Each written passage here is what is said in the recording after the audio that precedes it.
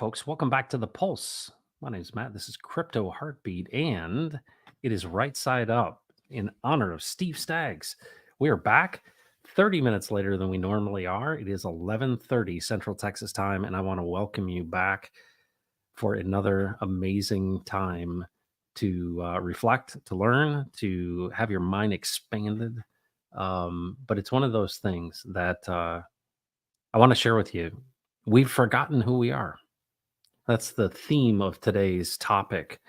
And, you know, think about this for a second. Have you ever like taken stock with either your spouse or with friends or anything and gotten feedback when somebody says to you, you know, have you ever asked someone, "Hey, what do you think of me? What's with the impression that I give?" Because a lot of people, they don't realize what they're projecting. And a lot of times people have been defined by their families, they've been defined by their friends, especially when you're a kid. You People tell you who you are, right? You can't be trusted, right? And if you've been in a tough situation, from a family perspective, a lot of people are critics and they want to tell you who they think you are. And they want to tell you, and really a lot of times they're speaking out of their own story. They're projecting themselves on you. And I think this is really important because who does God say you are? And I think that that's the thing that's really important. Like, who am I in you? Because the world is saying you're just the descendant of a monkey. You're just an accident. You're just the product of evolution and time. That's not certainly what the Bible says, certainly not what God says. But have you ever really like taken stock of that and said, well, who do you say I am?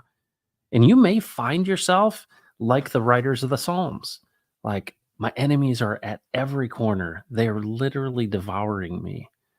Like, who do you say I am? And I would say if you're listening to this, you're breathing, there's a purpose for your life. Like you were created since the beginning of time for a reason. And ultimately, God created this whole thing for a reason. We're going to be talking about that. Steve has some amazing commentary on this, and it's going to be challenging to you because when we first did this, it was very challenging. But this is really ultimately, we go back to the very, very beginning of creation into Genesis 1. And this is going to blow your mind, folks. So welcome back. A couple people here that I'm just so happy to see. Akin Emaciated, it's great to see you. And Susie Q, wow, welcome back. Folks, so many people are discouraged. I think this is going to be an encouragement to you. I really do, and I want it to be. I've been encouraged today. The reason I'm 30 minutes late for this stream is because I had amazing, amazing things happen, connections that are just so exciting, right? Everyone is losing faith in the crypto market. Do not lose faith. There are amazing things that are afoot, and just got to hang on. Got to hold on for dear life, as they say. My buddy Carter Hill is here. Good afternoon. I'm a son of the living God, and I'm part of the Elohim ruling class with Jesus. Amen. Boy, you just consolidated this whole thing down. So Carter, welcome. Glad that you're here. All right, let's jump into the content, and then we'll be back to kind of discuss it. But I got this on 1.25x, and if you have any issues, put it in the comments, and we'll talk about it after we get through this section. But prepare for your mind to be blown. Here we go.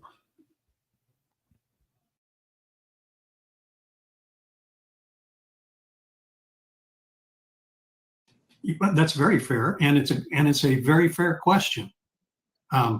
Virtually anybody who has spent any time trying to understand this will all come about very. I just had to put that up for you, Steve. Yeah. I was like, Hornet UK is like reading our mail. Yeah, 2 hours and 45 minutes the other day. Yeah, we spent it all on that. UK. He was peeking into our conversation. Yeah, we'll have to include him next time. Yes. Yeah, that'll be fun. But what happens for all of us is I've been taught to draw certain prescribed conclusions when we hear certain things. You just described what happened with, people in your church when this guy came in and started using a different vocabulary and started connecting it to other parts of the creation. They ran him out. Why? because they were trained to think in a particular way, and that training created a line of defense that became impenetrable. Yeah. Because that line of defense not only wasn't just about defending how they thought about things, but how they thought about things was the very basis for their eternal security, their eternal safety, their ability to be acceptable to God.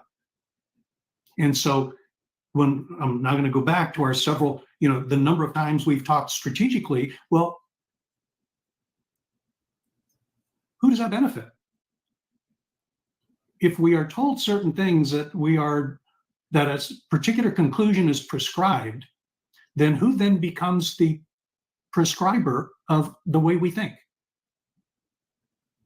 Well, the one who created that idea or that concept or that doctrine in theology or whatever it is. There's a belief system in place that predetermines what we are willing to hear and what we're not willing to hear.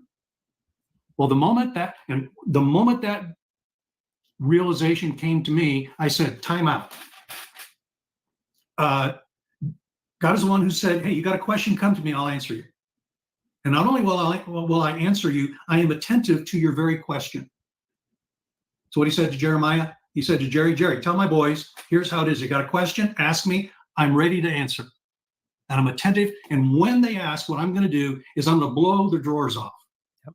I'm going to set something right in front of them. They're going to look at it, things that have been hidden from them that they did not know. But when they come to know them, boy, why? Because I want you to know why I created. I'm inviting you into this. You're players. Yep. Come on. You have a role. How to play.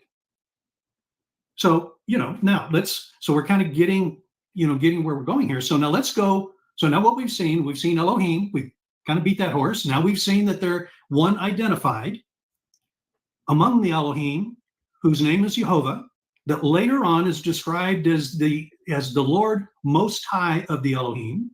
Okay. And these Elohim were charged with both the authority and prerogative to actually manifest what the Father had in his heart and mind and desire to create. Okay? And Jehovah was the top dog. He was the guy who was in charge of building it all. We can then go into John 1:1 and take a peek of how he described it to John to describe to us, and it's quite profound. All right? So now we have the Elohim. They're creating. We now have the one who is Jehovah, who is top, who is the Most High of the Elohim, who's directed this whole event. Now let's look. So now we see what the Elohim look like. Now, for brevity's sake, the Elohim, there are certain things that characterize the Elohim. Chief among them is the prerogative to rule and to create in this dimension of forming, fashioning, and shaping with the Father, to bring about manifest his vision for why he's creating. Okay? That's the Elohim. The Elohim are a class of beings. Okay? They're not a singular being, like we're told, God. It's a class of beings. Now, how do we know that? Okay, now let's look at man. Okay, Genesis 1:26 and 27. If you can pick out one of your things so we can have folks look at how it's typically described. Genesis 1:26? Yeah, 1:26 and 27. Yeah. Okay.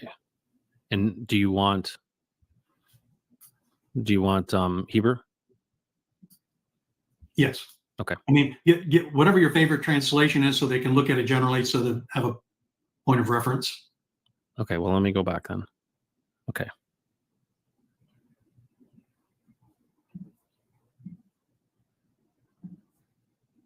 All right, this is 1:26 and 27. Now, once again, we have then God said. That word God, guess what that word God is? Elohim? Elohim, yes. Then the Elohim said. What is Elohim? It's a plural word. So these guys are conferring. They're all speaking together. So this group of Elohim are saying, let us make man in our image according to our likeness and let them rule over the fish, and et cetera, et cetera, et cetera. So here's this rulership dimension. Okay, now let us make man in our image and our likeness. This word image and likeness, these are both duplicate kinds of words. They speak of a duplicate being made from an original. In the context, without going in too deep into this, image relates more to the outward expression of the duplicate. This is what we might call the capabilities. So the Elohim could talk. That's what they're saying. They said they could talk, they could walk, they could move, they could hear, they could create, they could rule. See, there are certain capabilities. So guess what? We can see that. See, man is built with these capabilities. See, we can see, we can think, we can reason, we can talk, we can do all of these things, these external kinds of capabilities. And then there is, and to our likeness. Once again, isn't it fascinating? We have this plural term. See, these are plurals to coincide with what? The plural Elohim. Now, the way the Christian doctrine deals with that is back to, UK's question. It's to say, well, this is speaking in the pre-New Testament era of the Trinity. Okay. I suppose that's one way you could look at it. Certainly the way I used to look at it. We can get into that at another time. But what we see the Elohim saying, now what's going to happen is we're going to create man in our image and in our likeness. And we're giving man all of these capabilities, both in terms of how they can function, as well as in terms of their assigned role, which is to rule the earth and everything that's on the earth. Okay? Now, then you go into, so now we see what that is. So now let's see how the Elohim actually did that. Okay? So now go to Genesis 1:28.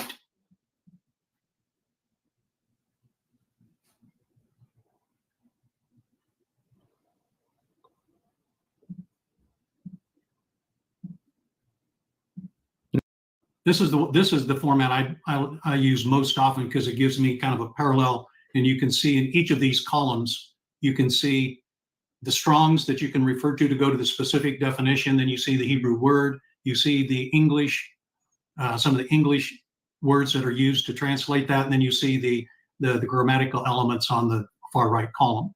For the nerdies out there, this is kind of a fun thing to get into.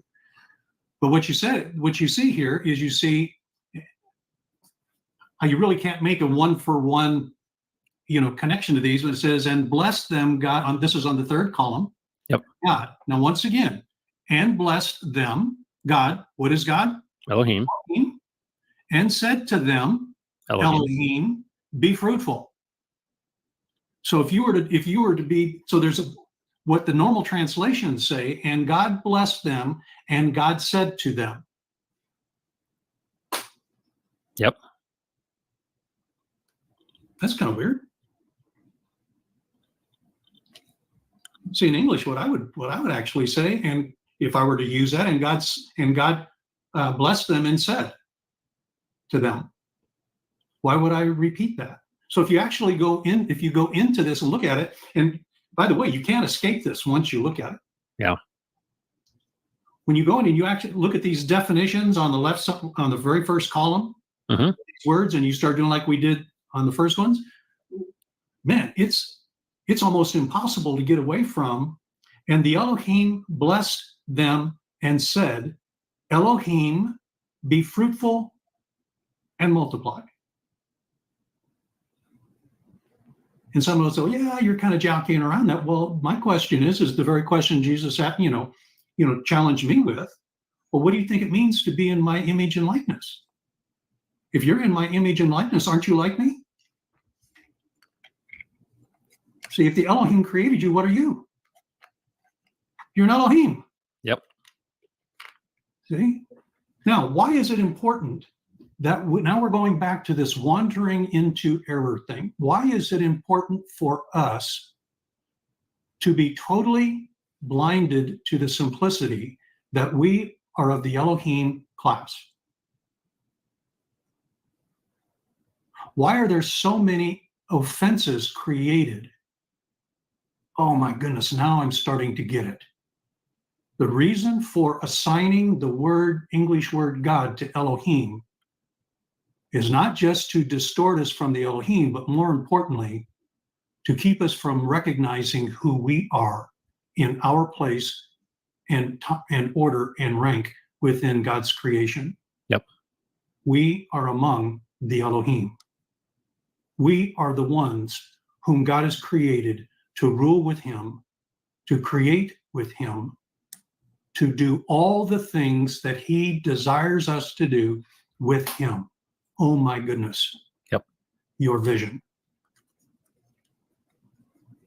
You are describing to us your vision, that we would rule your creation with you in the fullness of your nature and character. Wow. That is who we are. Boom. Drop the mic. Drop the mic, Steve. I never knew that. Yeah. It is, and it's profound, folks. Like when I came to understand this, like this is like, it not only blows your mind, but you start to, everything kind of becomes simple in the sense that it becomes ordered. Because I feel like it was in disorder. And when I came to understand this through my own seeking of the Lord's confirmation, is things became ordered. And of course, what's the fruit of the Spirit in this, right? Well, yeah, it all lines up and is ordered. And then it illustrates in everything now how things are upside down. Because everything, it's almost like part and parcel of the distraction and of the distortion. And you see it like that. This is really what has opened my eyes to see the plans of those who are trying to lie. Well, we go back to the garden. It's like, it's the same thing over and over and over again. It's a lie and a distortion of the truth.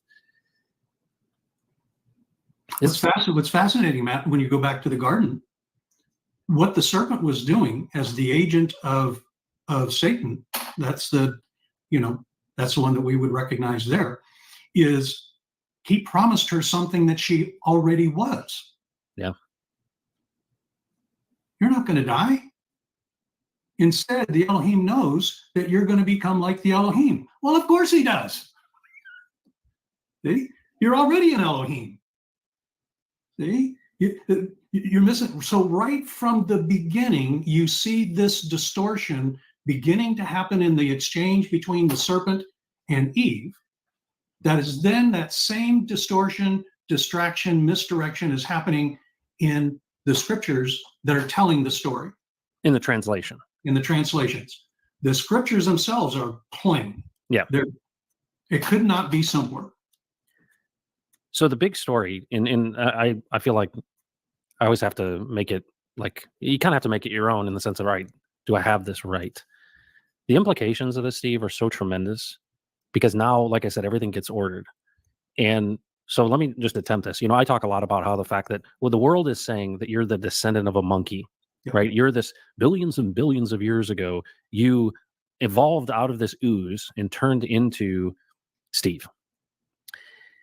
And of course, I obviously push back at that. So if you start at that, well, the upside down world says you are, I think they're saying you're lower than the animals, but at minimum, you are an animal. Okay. Yeah. So let's think about this. That's the world's telling us right now is you're an animal. I listen to all kinds of things on physics. I love this stuff. I love to get into the quantum, but everybody's talking about evolution and everyone's talking about how you just bumped in, molecules bumped into each other and here you are. Well, no wonder if I can convince you that you don't have any value. So when I, swat the fly in the house, I might as well get swatted myself because I'm no different than the fly. Because that's what I've been told literally all my life. And here's a different story. And I feel like what this does for me is I always talk about it being like Technicolor. I think about the old school television when it was, black and white. Yeah. And, I think I saw in black and white, because there's a lot of things that, you miss the detail. It's certainly not 4K or 8K, television. It's really kind of grainy, not very high resolution, but I kind of get the gist of it in general. You start drilling into this stuff, folks, and it's infinite resolution is what it really is. And what we're seeing is this deeper resolution. You say, hold on a second. Well, if this lie is to essentially gain authority over you and to control you, well, what do we want to do? I want to make you ineffective. And so we started this whole thing with, hey, why are we here? What's the purpose of us being here? And I think that, a lot of new agey people, it's really interesting actually how all these things kind of point to the same thing ultimately. The New Agey people get this whole idea of manifesting and that you've got power and that the divine is in you. And you see all these people that I think a lot of the church folk would say, okay, these are crazy people who live in Santa Fe. And these people smell like patchouli oil and don't bathe very often. And so they judge that. But when I see these pieces of what are they saying to each other? And it's interesting from a different perspective, or saying, hey, you're special, you're divine, you are these things, you manifest your future. And it's interesting that they've come to that from a very different angle than reading the Hebrew. Yeah. But when you see the picture of all of these things, right, the heavens declare, you look into creation, I mean, it's in everything, right? Almost screaming at us the order of creation. But then I brought up to you this whole idea of collapsing the waveform, right? The very nature of who we are in our observation. So if I turn my back to the double slit, I'm not observing it. But if I observe it, and I can do that observing from anywhere on planet Earth. Do you know that? I can focus my attention.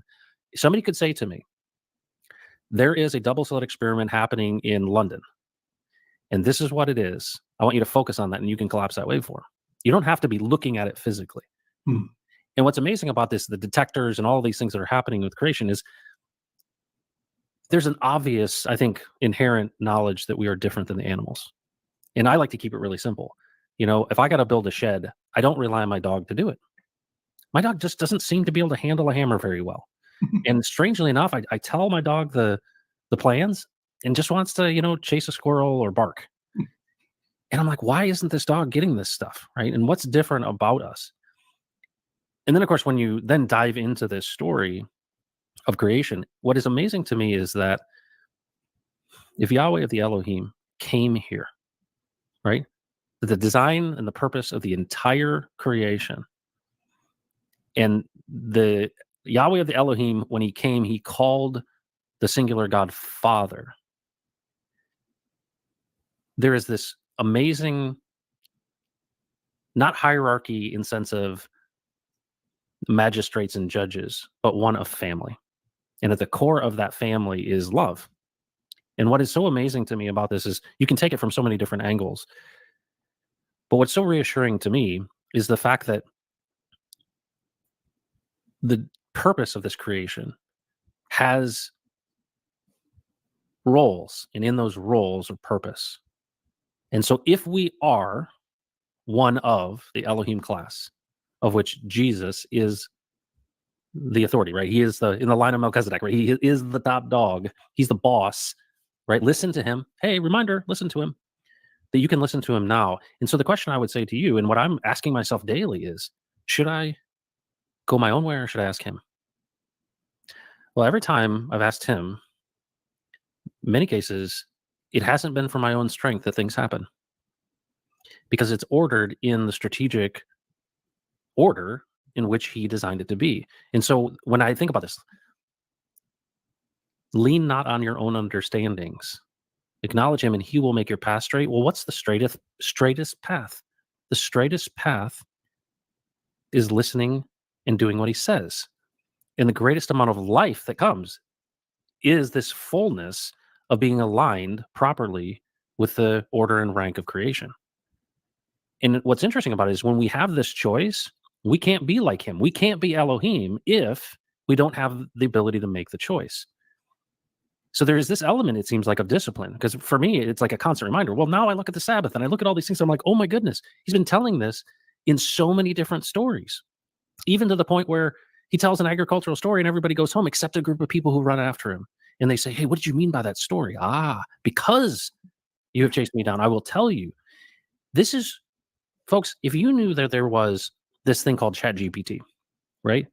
And you had to produce something, you could do it the hard way, your own way, or you could go to ChatGPT and have some help.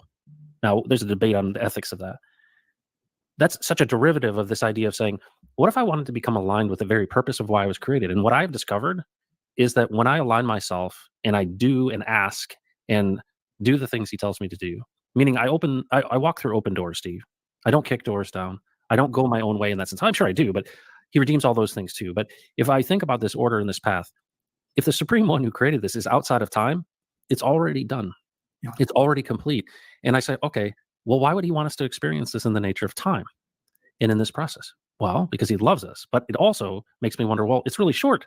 I looked at my dad in the casket and I'm like, man, This sucks. So what value is it? And so I'm going to ask you that question. What value is this portion of life? Right? So I look at my dad, right? All kinds of really interesting decisions my dad made. He was born into a certain culture, raised by Depression era parents, right? Where kids were to be seen and not heard. My dad got into the whole 60s white paper, man. Like he lived it out. Mhm. And that got passed on to me. And there's some good things and there's some bad things and some challenges. And he's 71 years old and he sits in the church and the pastor brings in a cinder block. And my dad has this, like the Lord speaks to him through a cinder block and it transforms him. But did he know, well, in the Hebrew, the Elohim is plural. My dad had no concept of the Elohim word being plural. Okay. Well, we didn't care. And I think that's important. It's important to recognize that too. And I think of aborted children and I think of, 3 months old babies who die of encephalitis or whatever, right? He's accounted for all of these things. The question is, if you're actually paying attention to this and you're actually watching this, and you're actually listening to these things and it's actually resonating with you, that's a part of the understanding to say, hold on, this is becoming a part of my own story of understanding that he's calling me to these things. And so I have been wired to chase after him. And what is strange about that is when you drill into the words, what is the ecclesia? Yeah. It's not the church, folks. It's those who are chasing after him. Well, in a way, I almost feel like he designed me to chase him. Yes. He designed me for that purpose. The 3-month-old baby who died was not even able to walk. Yeah. My dad, in this situation, almost prepared the way for me. Do we, and I think one of the things in going our own ways, we were like, Steve, I got to save everybody. And people get this idea that they do that work. Yeah. That they're the ones who do the saving. And we get this idea that, well, yeah, like this stuff is really profound stuff. But understanding the very nature of the word Elohim and it's plural and all this stuff, I don't know that it's meant for everyone. And I don't mean that in the wrong way. I mean it in this way. If it resonates, it was meant to resonate. Push back on that if that's wrong thinking. Well, no, it's not. It's not at all. And this is going to be a little bit graphic, but I was playing baseball at a junior college, Cerritos Junior College, which was the premier junior college program in the country. And there was this tall, lanky left-hander who had a delivery very similar to a Frank Tanana kind of talent. And we were in the shower after a game one time. He pitched a great game, and I said, I said, hey, if you keep this up and, you continue to really work on this, I have no doubt you could be a major league pitcher someday. And he looked at me just straight-eyed and says, what makes you think I have any interest in being a major league pitcher? Now, for me, that was, how can you even think that? How Right. can That's that everything. be an answer? Okay? And so the idea behind the whole thing is this is where the attribute of the Elohim that we see expressed all day long that we don't really recognize where it comes from is that element of choice. You cannot rule if you can't exercise choice. And so we have a very simplistic way of looking at choice, which is fine. What it is very simply is that why do we have the prerogative of choice? Why do we do this? By the way, that's where we started last week, the why. We're focused on the what and hows. Jesus is interested in us asking him why. Why? Because the whys give the meaning and purpose to the what and hows. Yep. And so just say plainly what you are getting at. Hornet, UK, you be the man. Okay? Here it is. You are an Elohim. You are not an animal. You have been designed to rule the entirety of God's creation with him. Not on your own, not on my own. With him. And there is one who's trying to use your authority to rule to serve its interests rather than God's interests. And so if you're interested in learning how to penetrate that, how to break that grip and move in the other direction, by the way, that's the whole upside down, right side up thing. Yep. See? So say it plainly, you're an Elohim. Go ask Jesus what that means and then enjoy the ride. Yeah, isn't that the truth? Like that encompasses everything. In Hornet UK, I really appreciate you asking that question. Absolutely. Because I've been asking that question for the last 6 months of Steve, is like, hold on a second. Because one of the wonderful things about you, Steve, is you're asking amazing questions and you're patient enough to let me get there. I'm like, well, why don't you just make it plain to me? Here's the thing I think is cool.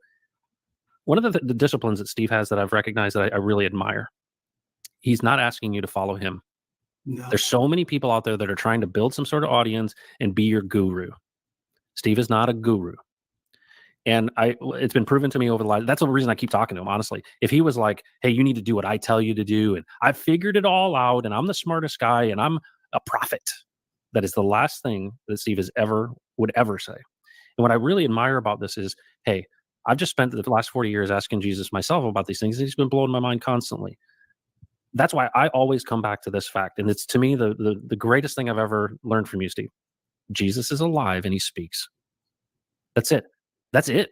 That's absolutely it. And that's where it all begins, too, is this idea that, do you actually believe? And we've talked about this in many other episodes, is this idea that, well, Steve, yeah, I mean, I believe in God and, Jesus, yeah, I get that stuff. And yeah, I went to church and all this stuff, but are you saying that there's real power and that he would actually speak to me? Well, I feel like I've asked him, Steve, and he doesn't like come out and say, hey, Matt, let me tell you about this.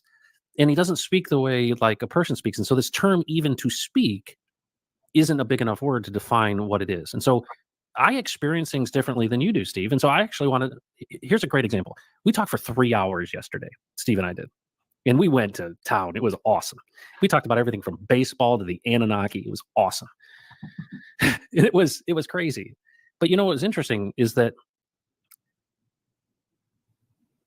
Steve has cultivated in who God has made you to speak to you in a certain way. And you come to learn to identify that over time. And what's interesting is a lot of times where I have, this thinking for me, I think there's some commonalities between how we engage with Jesus, but I think that there's also some functional differences. For example, I do find that I tend to be alone without distraction. I find if there are commonalities, strangely, often in the shower is an amazing time for me. Like a really weird, like a lot of things come to me in the shower. Why? I'm not saying it's because of the shower or water. I'm just saying that for me is a time. The other is when I'm walking. It's interesting, like actually walking. And I'm early in the morning and nobody's around. There's stories and pictures and images and animals and all these things that speak. And it's not an audible voice. And I think that that's one of the challenges of all this stuff is when I say Jesus is alive and he speaks. Well, I'm expecting him to talk in English and come out from a cloud and speak. And that's the confusing part of this, is that if he is a father and we're a son, he's going to accomplish what he intends to accomplish. The question is, are we consulting him at every possible turn? And that's where I feel like it has real value to me, is that I'm told by everybody, like, and of course I lead a lot of people right now in my work, and everybody's got an opinion. And I'm very comfortable listening to I love new ideas and all this kind of stuff.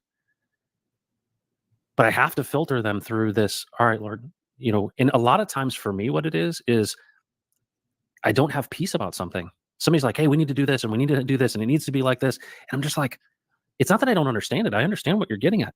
But I'm also going, why do I not feel like and have this sense of peace about this? Well, I go to him and I go, hey, help me understand that. And when generally it's so counterintuitive. He's like, oh yeah, you're unlocking something. Well, hold on. I mean, I've asked him about medical procedures. I've asked him about lists and what I've forgotten. And as you continue to cultivate that, it's a real value and it's a navigation. But I know I haven't been doing it for 40 years.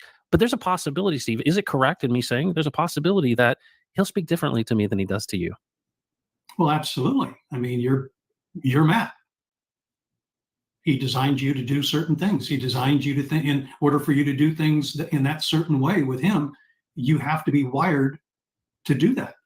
So yes, the way he deals with you is going to be unique to me because we're two totally different people assigned to two totally different roles, all within the same vision of bringing about the Father's reason for creating, which is that we would rule with him in the fullness of his nature and character.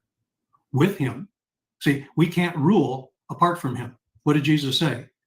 He said, listen, and I've had friends, me included, how long it took me to get this simple thing. You cannot do one thing apart from me. Now think about that. I didn't say that. Jesus said that. You can't do one thing. Well, does that mean I can't go out and do a bunch of activity? No, it just means. So in the context of eternity, it's not one thing. It's as if it never existed. It just disintegrates into nothingness. Why? Because that has no life in it. See? It has no life in it. And so, it's fascinating to me, Matt, that how we are trained to get on board with conforming to a certain standard of behavior when the Father says, I'm going to conform you to the very essence of my Son. Once I do that work in you, you will be indistinguishable from my Son because you will be my Son. See, we are doing this so that many sons can come into this. Many daughters can come into this. This is not for one person or one group of people. This is for anyone and everyone who is interested. Steve, are you interested? If you are, then come on, let's do this thing. I think you'll enjoy it once you get going. It's going to be a little rough in the beginning because, there's going to be some stuff that's going to have to be unwound. Don't worry about that. I got your back. This is all going to come together. Hey, yeah, you're going to be confused sometimes. You're not going to understand what the heck's going on. It's all part of the process. Don't worry about that. We're just untangling some knots from last week, right? We're just untangling some knots. But as each of these knots gets untangled, you are going to see things in the way that they are, not in the way you've been told they are. Right. And they are very different. Steve, you interested? That's all I'm asking of you. Are you interested? Yep. No more, no less. Are you interested? I'm interested. That's the amazing thing about the supernatural. It's like, are you interested? That there's so much there. If you're interested in going even deeper on that, that's episode 10. I think it starts at around 1 hour. You can go dive into that. There's many other things there. The way I got to that content is, I've told you before, my buddy Ray is building a tool that will enable you to search any term from Steve's teaching, which I think is great. That's how I find this stuff, where to go in things. But this is called We've Forgotten Who We Are. And Steve speaks, so well. It's like, hey, why have we forgotten who we are? Well, that's because there is an adversary. There is one who is saying, you are something other than you are. And of course, we see this in our own lives in the tangible with family. People are often saying who you are. And, I think about the people that I admire the most in life. Those are the people that I feel like have a really good understanding of who they are. Well, what is this spiritual thing? We go back to Genesis 1 and we look at it and we say, wow, there is a reason that God created. And it is illustrated really well in the way they asked Jesus how to pray. And he said, our Father who art in heaven, hallowed be thy name.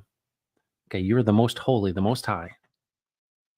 Your kingdom come, your will be done. Where? On earth as it is in heaven. Your kingdom come. There's so much wrapped up in that term kingdom, and Humberto Gonzalez has illustrated that in the chat. What is the kingdom? And it's really interesting to think about this, is that we talked about the prodigal son many times, this idea that the prodigal son wanted to get his inheritance now, right? That's us going our own way. It's so illustrated. I want my money and I want it now, and I'm going to go my own way. And what happens when you go your own way? You end up eating with the pigs. I mean, it's just a metaphor for everything we ever do on our own. But what did the prodigal son see? He saw that, hey, my father, he understood the nature and character of his father. And he said, hey, my father treats his slaves better than this. They eat way better than this. I wonder if I went home, would he let me be one of his slaves? As if the father would basically say, yeah, okay, yeah, you really screwed up. You're going to be a slave now. I'm going to change who you are. You were a son, but now you're a slave. Nope. What happens? When he sees his son far off, he runs out to greet him. He kisses his face. He puts a robe on him. and a ring on his finger. And what's really interesting is it's the same exact thing. It's our same story. It's my story. It's your story. I've gone my own way. And there are certain things that I feel like I can do. But Steve really illustrated this. Jesus said, without me, you can do nothing. Well, I don't want to do nothing.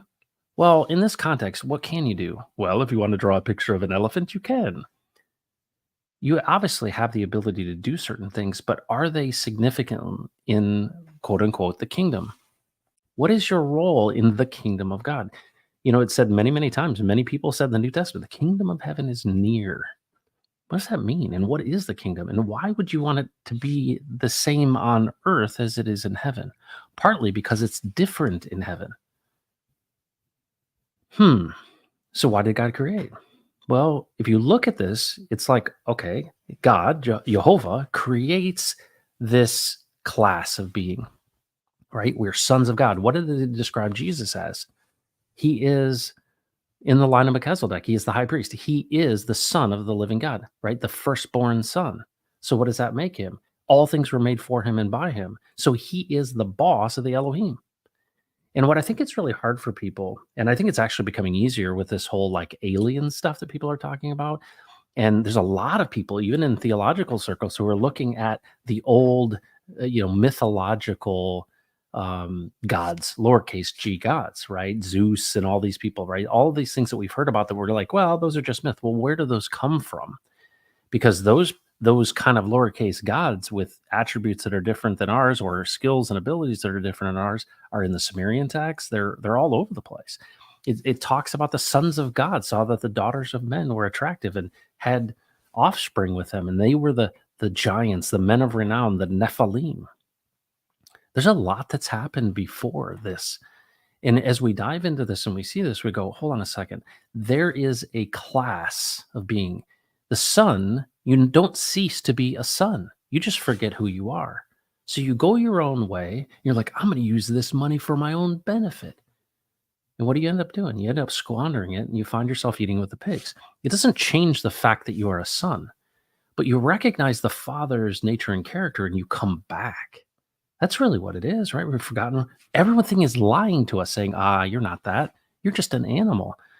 You're just the descendant of a monkey. You were just bumped in to another molecule and you crawled out of the ooze and here you are. And you're like, that just doesn't make any sense. Who does God say you are? You're a son of the Most High God. And what does it mean? I created this so that you would rule and reign with me in my nature and character. I gave you this. And there's a lot of evidence, I would say, that the angels were jealous. Why are you giving them this? Right? And I imagine in that kind of garden perspective of Elohim, if you actually consider it plural, that God created all of this. Jesus is the boss, man. And all these Elohim, we're going to create in our image. And what ends up happening is you have a seat at the table, but the serpent comes in and goes, no, he didn't say that. You can eat this. You won't surely die. They didn't know what death was. And what ends up happening is you get kind of kicked out. Well, you kicked out of this garden. And why does it have to be protected with flaming swords? Right? We act as if this was some surprise to God. No. In order to be this person that he has created you to be, you have to have choice. You have to have the knowledge of good and evil. You have to see both sides of the coin. But here's the thing. It all comes down to choice. This free will that exists, even in the context of God's strategy for the whole thing, starts in a garden, finishes in a city. Even in the context of that, you have to make choices because you can't be like him if you don't know the difference between good and evil. And so what is the battle? It says the battle's not between flesh and blood, right? It's not between you and me. The battle is the fact that there is this constant lie. And what does he say? Right? I will be with you until the end of the age. Actually, I'm going to send you a counselor who will remind you of everything I said. And without me, you can do nothing. So what do? We walk this thing out and hold each thought captive to him. Because another big part of the lie is we talk about Jesus as if he's dead. Oh, yeah. Well, on Easter Sunday, we say he's alive. But we act as if he's dead. We're like, oh, yeah, he was a good guy. Yeah, historical Jesus. And then what I hear all the time, even at my own church, is you need to come under the authority of the Bible. Steve said it many times. He's like, the Bible's great, right? The Bible is an account, it's a testament to what happened. But everything that has been written about in the scriptures happened, and it's an account of something that he said. And we take so much from it. It is so valuable. But it's like, if you want to get to know somebody, do you go like Steve said this? I love this story. He's like, all right, a new kid moves in down the block, and you're a kid, and you want to get to know that kid. Do you say, all right, I'm going to go see if there's a book written about him? No, you don't at all. The kid's down the street. You don't go, well, let me go find a book written about him and read that book. No, you go talk to him. Well, it's the same thing with, Moses goes up on the mountain and the 10 commandments, right? This is the law being given, right? Written by the hand of God, right? Right. When those were broken, right? When those were broken because he was so frustrated, he sees Aaron and the golden calf and this written word of God, right? The first account, the first testament, the 10 commandments breaks. Did he say, all right, forget that guy up there who gave it to me. Let me glue these back together because this is all we got. It's all about these things written in stone. And when you think about it that way, you're like, no, you go to the guy who authored it, and that's what he did. And he got a photocopy. Interesting. So the big lie in all this stuff is that God is dead. He doesn't speak, and you got to kind of figure it out on your own. And he's not really concerned with really the little stuff in your life. He's only concerned about the big stuff. Like he's only concerned with nations and kings. No, I'm a testament to you, and so is Steve, that no, he's concerned about every single thing that you're interested in asking about. And this whole idea, you have not because you ask not, is part of it, right? Are you interested in engaging with the creator of the universe who has authority over all things? And I will just tell you this is why I believe, because it's real. I see it like day to day. It is real stuff. Like I literally can ask him a question. I've told many, many stories about even what I would consider to be pretty stupid stuff I've asked him about. And it's like, oh yeah, you forgot this. I'm like, where does that come from? I mean, just an amazing story. So my daughter was really interested in photography. And so I had an extra camera. It was a DSLR camera. And it had an extra battery unit and everything. And I lent it to Ray. And Ray, it broke somehow. And Ray is really good at fixing stuff. And he spent weeks trying to fix this camera and literally could not get it to work. It just literally would not work. And he felt really bad. And he gave it back to me broken. And he's like, man, I'm really so sorry. I'm like, dude, it's okay. So my daughter had this broken camera in her room. And, I'm fiddling with it, trying to get it to work. And I can't get it to work. It's just broken. And my daughter says, hey, why don't we pray? I was like, what? Like, isn't that funny? Like, from the mouths of babes, why don't we pray about this? And I literally, I'm like, all right, hey, Jesus, help us understand what's going on with this camera. And it was literally within seconds. It was like, I just knew that this had to be really, really seated well or pressed down really hard. And literally it turned on. And you're like, well, okay. That's one of a million different things that have happened. And it's not because, God wants cameras to work but it's how this works. And, even if you talk to the people that are the scientific people, they're saying, hold on, they've done all these experiments where a group of people, not Christian people and not of a certain religious, literally just focus on this random generating of numbers computer and it changes.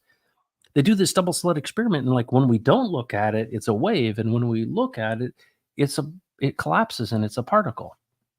And that's the very basis of quantum computing, is that who we are in our observation changes physical systems. Well, if the scientific community understands this is what Jesus has been saying the whole time. This is what God's been saying the whole time. You have forgotten who you are. And I think actually, to the credit of the New Agey people, they know this stuff. The divine is in you. You participate in this divine. I would encourage you to look at, let me find this real quick. This is in, I believe, 2 Peter. And it literally was one of those things that just struck me It was amazing to me. Yeah, this is Second Peter 1 4. Yeah, Second Peter 1 4. Listen to this. Through these, he has given us his very great and precious promises, so that through them you may participate in the divine nature. Through these, he has given us his very great and precious promises, so that through them you may participate in the divine nature, having escaped the corruption in the world caused by evil desires. For this very reason, make every effort to add to your faith goodness, and to goodness knowledge, and to knowledge self-control, perseverance, all of that. But here's the interesting, for if you possess these qualities in increasing measure is reference to time. If you are constantly seeking and listening and asking, if you possess these qualities, this discipline of interest in increasing quality, these qualities in increasing measure over time, they will keep you from being ineffective and unproductive in your knowledge of our Lord Jesus Christ. Sounds like a straight path to me. And what's interesting is everybody wants a secret, right? I think about this. I watch in crypto, like, this guy does TA really well, right? Like, he's got an inside view. We build Chat GPT, like, well, we can access all of human knowledge. But look at what we're creating. We're creating these things that we would ask questions of. Did you know you can't benefit from AI unless you ask it a question? Do you think we create the way God created? Yep, we do. You know what's amazing about that is, if the double-slit experiment is true, and that when we observe it, it collapses into the particle, like it becomes real, the state of it is known. Guess how we build games in gaming? We don't render stuff you're not looking at. It's amazing. Like, just to preserve like resources within a computer system.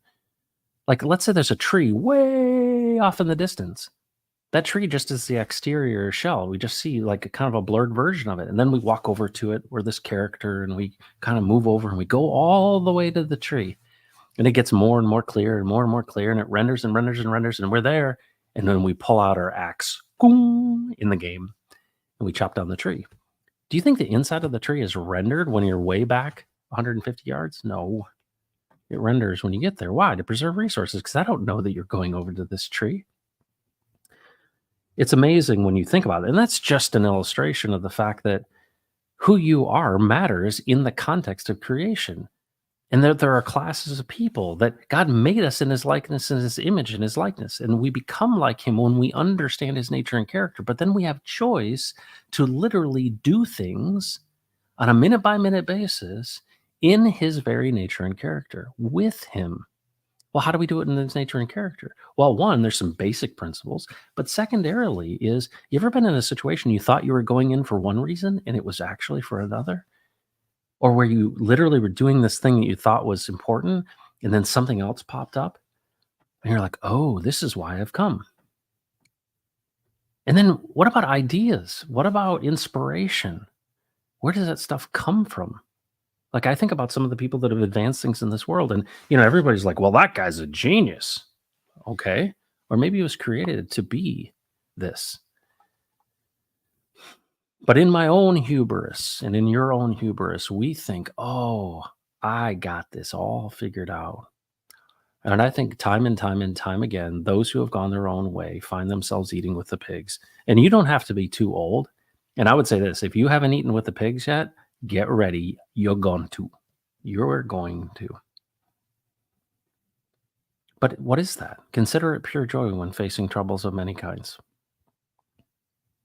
You know what I'm so thankful for Steve? All my life, walking this path, at least since I was 28, of knowing this Jesus guy, I wanted someone to help me understand, how do I do this moment by moment?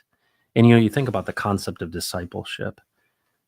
Steve was called to the men of the transfer, and he spent so much time with me. And I'm like, why did he do that? Did God really make him to do that? Yeah, he did.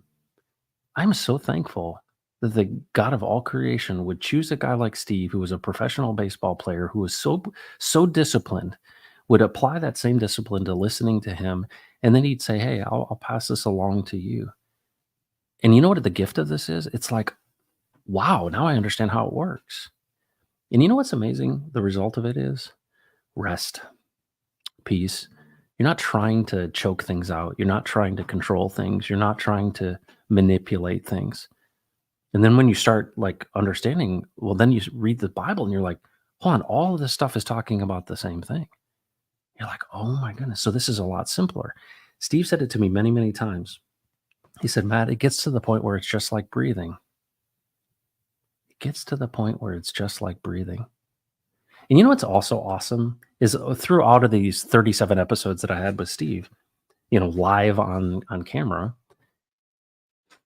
what was amazing about this interaction with him is he just constantly say, go ask him yourself. He'd share these things. He'd say, hey, I just was interested. And I'm like, is it really that simple? All you have to be is interested? Yeah. And you know what's funny is the Bible literally says, without faith, it's impossible to please God, because you first have to acknowledge that he exists, and then he rewards those who earnestly seek him. like all this stuff gets reinforced as true because the truth is probable. You can continue to ask and ask and ask and ask. Well, especially us in crypto, we're like, I want an edge. I want the secret. I want the advantage. Well, in this scenario, Jesus doesn't give you the edge so that you can extract from others, because what is he doing? He's building the kingdom.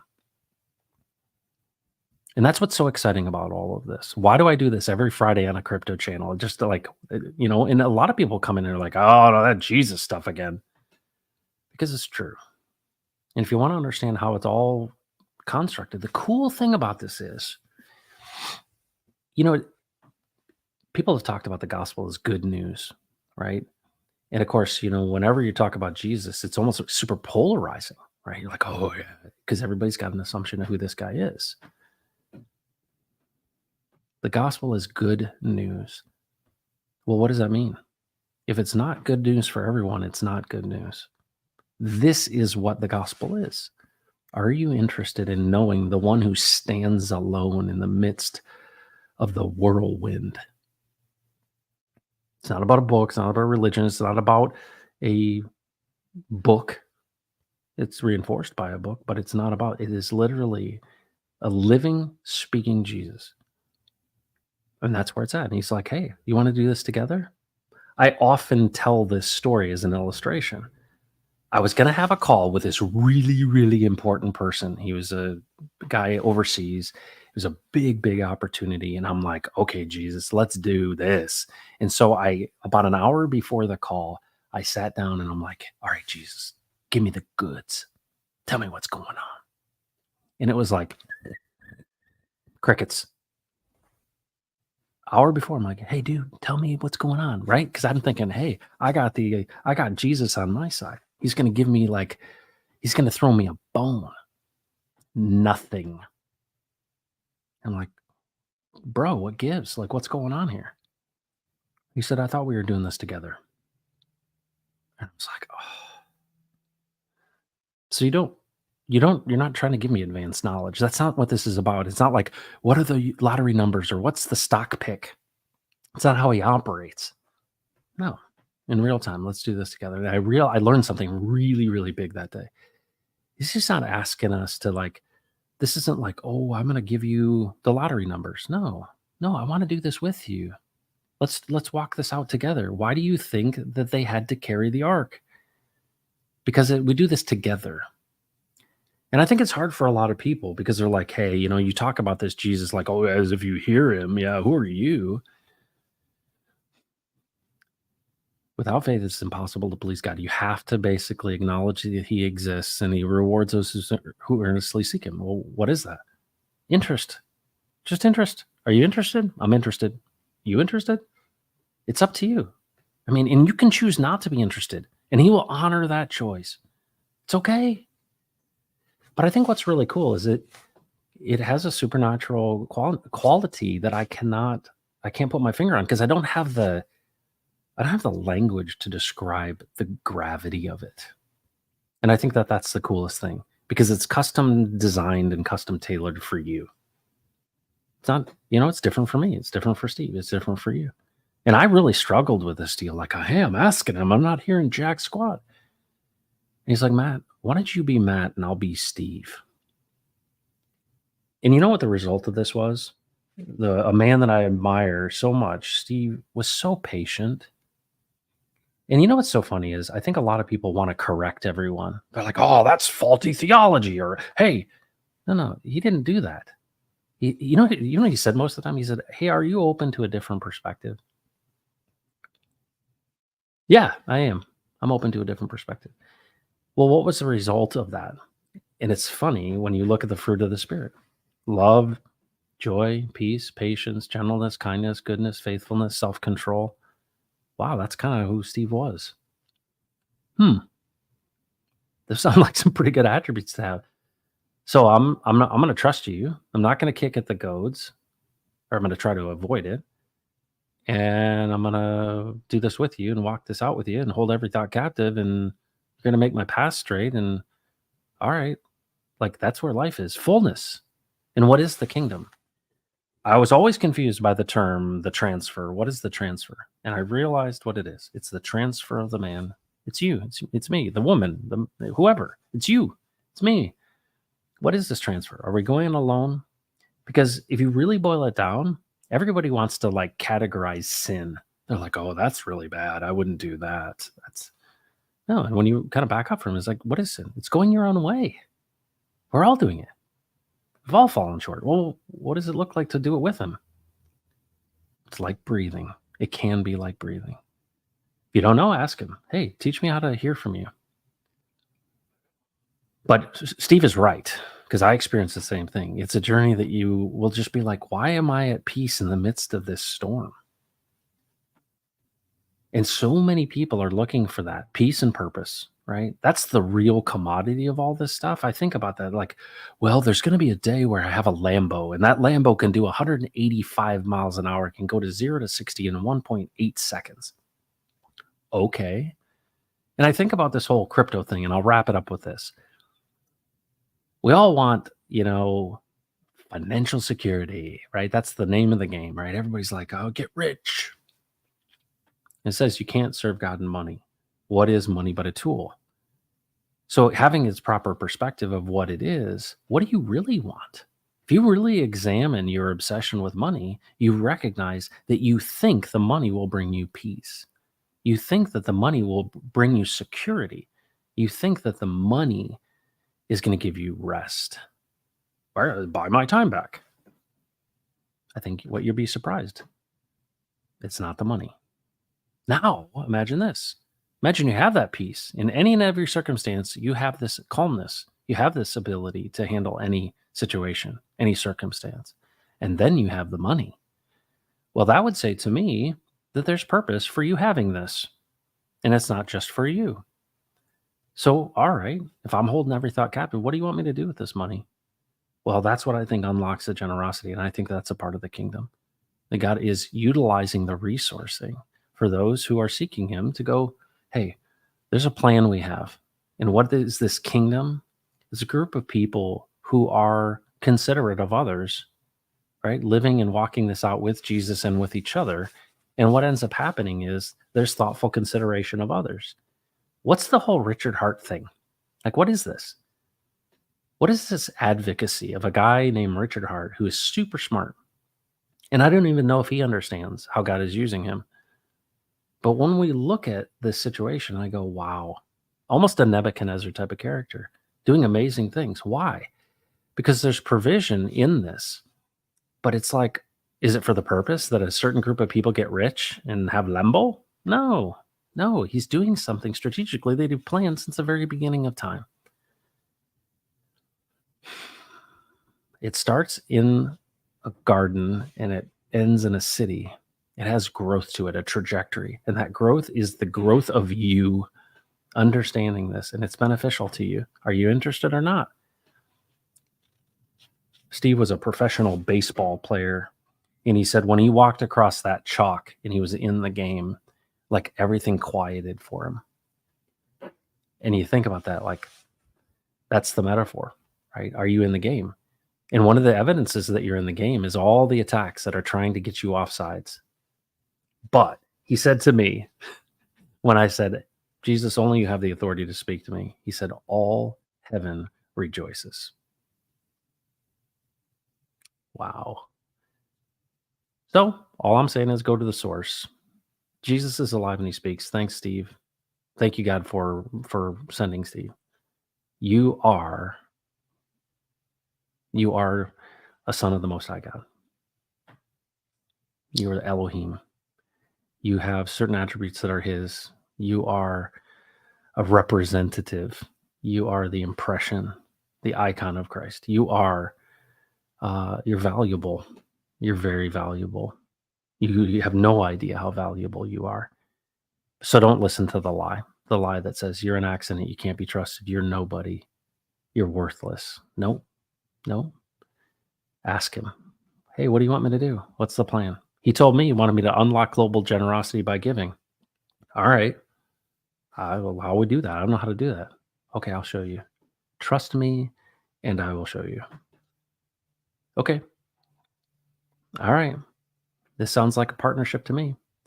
Folks, thanks for joining the Pulse today. My name is Matt. Thank you, Steve Staggs. And thank you, Carter Hill, for bringing Steve to that Texan meetup. Because if it wasn't for you and that whole conversation, I wouldn't be so blessed today. Have a great weekend. And on a personal note, my daughter broke the school record in high jump yesterday. She finished 5th in the state, and it was such an amazing thing to see her accomplish something that she was setting out to accomplish. And so she's the new record holder for the school, and I'm very, very proud of her.